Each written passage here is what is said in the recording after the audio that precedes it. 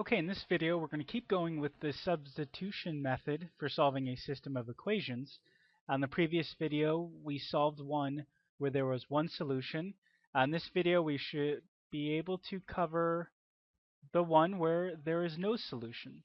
And then maybe one where there's infinitely many, but that might be its own video too. Alright, so I have this from the previous video where I have my steps. I erased anything that was specific to that problem, and I'll just replace it with what's specific to this problem. Okay, so pick an equation and solve for a variable. Prefer to pick a variable that has a 1 in front. Now, if none of them have a 1 in front, that's fine. You just pick one. You'll probably get fractions, and that's okay. You just got to deal with fractions. All right, let's pick the first equation, and I have that minus y. So let's solve for, or let's pick this equation, and I'm going to solve for y.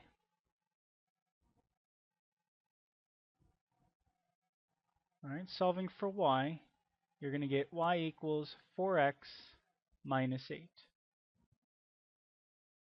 All right, moving on to step 2. Plug this new equation into the other equation, replacing, in this case, y again. See if I can fit that in there. Y with 4x minus 8. All right, so here's the other equation. So negative 8x plus 2y equals negative 5. So that's negative 8x plus 2.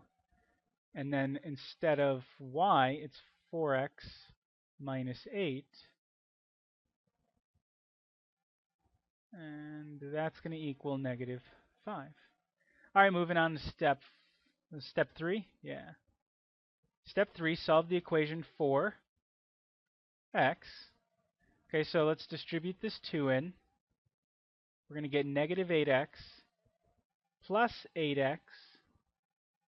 It's going to be minus 16 equals negative 5. Okay, so we get negative 8x plus 8x. They are like terms, but for this problem, what I don't want to just get rid of them. I want to leave it as 0x. Yeah, you'll see why in a moment. Minus 16 equals negative 5. And then, again, try solving for x. We're going to add 16 to both sides. So we're going to get 0x equals 11. All right, so what's going on here? And I said this was an example that has no solution. Well, this is why. Right here, 0x equals 11. Okay, can you think of a number that when you multiply it to 0, you're going to get 11? And you can try this. I mean, 0 times 1, that's 0. 0 times 11, that's 11. 0 times 1.6. Sorry, 0 times 11 is 0. 0 times 1.6 is 0. Anytime you multiply by 0, you're going to get 0. There is no way you can get 11. Okay, so in this case, we don't have a step 4. We can skip step 4 because we get to say, right now, no solution. Because there is no x value that will make this true. Okay, so that's, yeah, no solution. I think then we should be able to do one with infinitely many solutions. Okay, in this example, we have the system 2x minus 3y equals 8, and negative 4x plus 6y equals negative 16. Okay, now, notice that there's no variable with a 1 in front. I figured since we haven't done one yet, we might as well just do one now. And if that's the case, if you have a system that does not have a 1 in front, it's probably best you use the addition method. So go find the video on the addition method. But you know what? We can do this. We're just going to have some fractions. So pick an equation and solve for a variable. I guess let's pick the first equation. I guess it really doesn't matter because we're going to get fractions no matter where we're at. So 2x minus 3y equals 8. And what I'm going to do is I'm going to solve for x. Because again, why not? All right, so then when you solve for x, you're going to get negative 3/2 y plus 4. Okay, so you see how we got a fraction here? Kind of lucked out over here. When you divided 8 by 2, you got 4. All right, so plug this new equation into the other equation, replacing x with 3/2 y plus 4. All right, so what's my other equation? It's negative 4x plus 6y equals negative 16.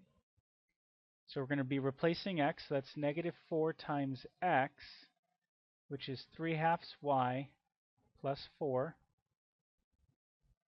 And then don't forget that 6y equals negative 16. Step 3, we're going to solve for y. Okay, so let's distribute this in. You're going to get negative 4 times 3/2. That's negative 12/2 y minus 16 plus 6y equals negative 16.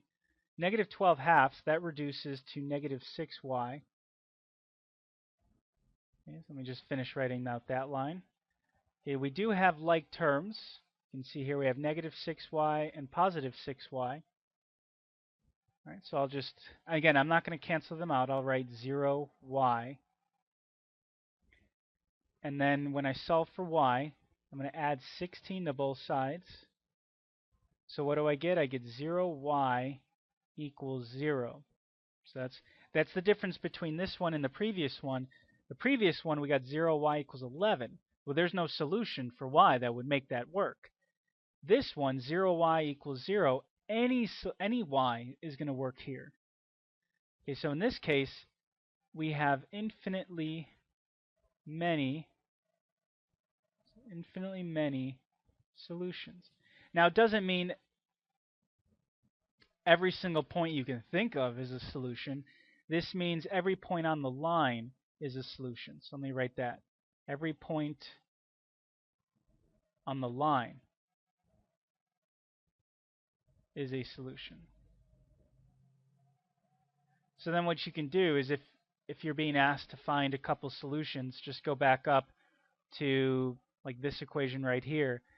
And again, we said down here, any y that's going to be on the line is going to work. Well, then you could just come up here and just start picking y values and then creating your coordinates for x and y, and you'll make a bunch of different solutions. But okay, that's it for the substitution method with one solution, infinitely many solutions, and no solution.